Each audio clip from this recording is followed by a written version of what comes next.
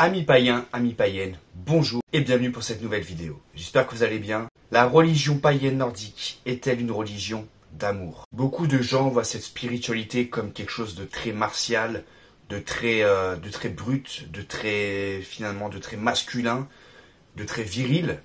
C'est une spiritualité de guerrier. Et donc, il n'y a pas de place pour l'amour. Sur mon Discord, j'ai déjà vu des mecs dire à des femmes du Discord ne parle pas de la va mal, c'est un texte qui a été écrit par des hommes, pour des hommes. Si Odin t'entendrait, il te fendrait le crâne.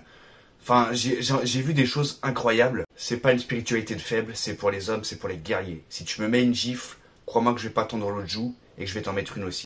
Oui, car à l'inverse des chrétiens, là où les chrétiens prônent l'amour de soi et des autres, l'amour du Dieu, du Père, tout ça, et bien chez les païens nordiques, l'amour, c'est autre chose. Du coup, qu'est-ce que c'est vraiment? Ça me fait penser dans un livre que j'ai lu, Le Guide de la Satrou, où l'auteur disait que les païens sont des gens assez spéciaux, avec un très gros caractère, qui sont très têtus, ils ont une façon de penser et ils n'en démordent pas. Et parfois, ça a mené beaucoup de conflits au sein d'une communauté. En fait, beaucoup de gens font l'erreur de prendre l'ère viking comme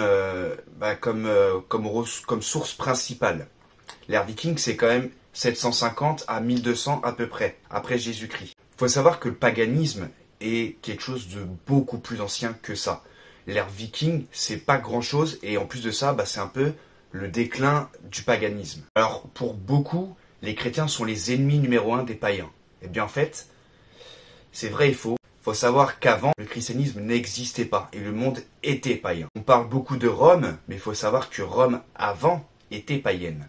Les pires ennemis des païens étaient les autres païens. Vercingétorix, 82 ans avant Jésus-Christ, qu'il se battait déjà contre Rome païenne. Arminius, 17 ans avant Jésus-Christ, qui se battait aussi contre Rome païenne. Boadicée, qui était une femme de 30 à 60 ans après Jésus-Christ, qui se battait aussi contre Rome païenne, car Rome a adopté le christianisme en 392 après Jésus-Christ. Donc, les païens n'étaient pas tous en amour avec les autres païens. Même s'ils avaient parfois la même spiritualité, les païens vivaient en tribu, ils vivaient en clan.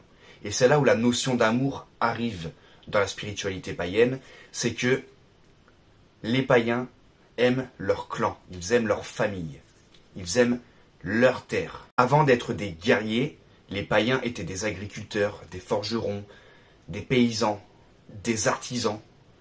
C'était leur métier premier.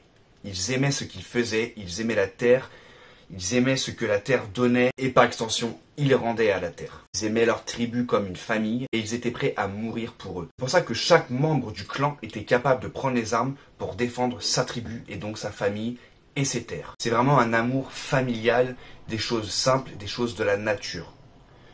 C'est pas un amour pour les autres, aimer tout le monde. Ça, c'est vraiment un truc typiquement chrétien. Les païens aiment vraiment leur famille, leur clan. Voilà, nous n'avons pas un Dieu d'amour comme les chrétiens. D'ailleurs, il faut arrêter en fait d'idolâtrer Odin comme si c'était le Christ. Je vois beaucoup trop de gens qui ne jurent que par Odin, Odin, Odin. Pour moi, les païens ne voyaient pas les dieux comme ils n'avaient pas un amour profond comme les chrétiens ont un amour pour leur Dieu, et leur Dieu a un amour réciproquement pour les humains, pour les hommes. Les païens, c'est beaucoup plus subtil que ça. Je pense qu'ils voyaient vraiment les dieux comme quelque chose de au-dessus d'eux, comme des grands guides, comme des maîtres, des professeurs. Les dieux sont des guides pour eux, ce ne sont pas des pères pleins d'amour pour leurs fils. Ça, c'est vraiment typiquement judéo-chrétien. Il faut vraiment avoir cette façon de penser très tribale, très chamanique, comme les Amérindiens voient leur dieu, ou comme toutes les tribus qui sont restées très proches de la nature.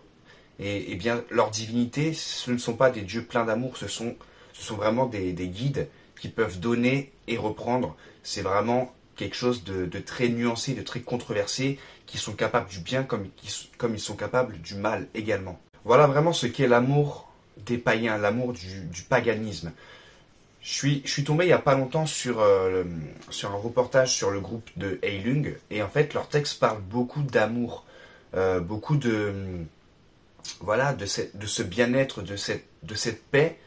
En fait, c'est pas le même amour et la même paix qui est décrit par la Bible. C'est vraiment un amour du clan, de la famille, cette paix qui est entre nous. Il y a vraiment cette harmonie, cette philosophie du fusionnel. Le clan est fusionnel entre eux.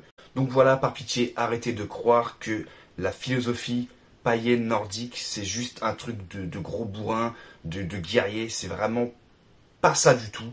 Il y a autre chose avant, il y a quelque chose de plus profond que ça. Avant la haine et la guerre, il y a l'amour, il y a la paix. Et voilà, si je fais cette vidéo, en fait, c'est aussi pour vous annoncer que le Discord de la communauté que j'ai créé va en fait fermer ses portes. Et je vais vraiment me concentrer sur un nouveau Discord fermé en fait, avec tous les membres que j'ai déjà rencontrés. Et on va créer vraiment cette atmosphère de clan, de famille. Donc voilà, c'est terminé les entrées. On reste entre nous, entre clans, entre familles. On a appris et on va apprendre à mieux se connaître. Donc voilà, je suis très fier de ce qu'on a fait ensemble. Le clan qui est en train vraiment de naître. D'ailleurs, demain, on part tous se rencontrer pour Belten. Et on va vraiment vivre un moment incroyable. Tout ça sera en vidéo pour le premier épisode de My Pagan's Day. Donc voilà, j'espère que ça vous plaira. Donc voilà, moi je vous encourage vraiment à rencontrer d'autres païens, à voir si le courant passe ou non suivant vos idées. Et ensuite, eh bien, à créer votre propre clan, à créer votre propre famille. Et je pense que c'est comme ça que l'on peut vivre au plus près de nos anciennes croyances. C'était New Pagan. Prenez soin de votre famille, prenez soin de la nature, que les dieux vous gardent. Et je vous dis à bientôt. Ciao.